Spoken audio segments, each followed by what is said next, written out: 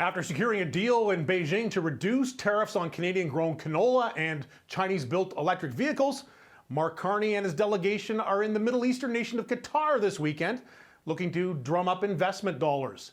In the capital city of Doha, the Prime Minister will visit with the Emir of Qatar, and crucially, he will also hold meetings with business leaders, especially those who control large investment funds. Qatar is an extremely wealthy nation, and it sits on huge sovereign wealth funds derived mostly from oil revenue. And Carney would like to get the Qataris to consider putting their money into Canada, and one area that could be attractive to them is artificial intelligence. The federal government has talked up creating more computing capacity in data centers, which of course are very expensive to build and require lots of infrastructure to run, especially water and electricity. So possibly investors in the Middle East could be persuaded to help fund these kinds of projects that Canada is building in a bid to reduce our dependence on the United States. Now, drumming up investment, also the focus after Carney leaves Doha and heads to Switzerland for the annual gathering of the World Economic Forum in Davos in the Swiss Alps.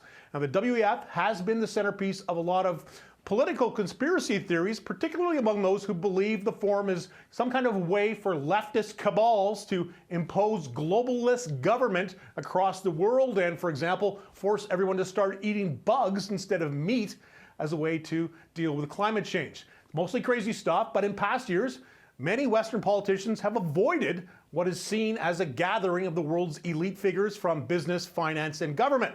Notably, though, this year, U.S. President Donald Trump will be attending, and so too will be former Canadian Prime Minister Justin Trudeau, who is speaking on a panel on the use of soft power. Now, back in Canada, later this week, Carney will head to Quebec City for a Liberal cabinet retreat, plotting strategy with his ministers before the House of Commons resumes after its Christmas break. They will likely discuss how the minority government plans to pass legislation and possibly their efforts to convince other opposition MPs to support their agenda and maybe, just maybe, consider crossing the floor to join the Liberals, as two Conservatives did late last year. Glen MacGregor, City News, Ottawa.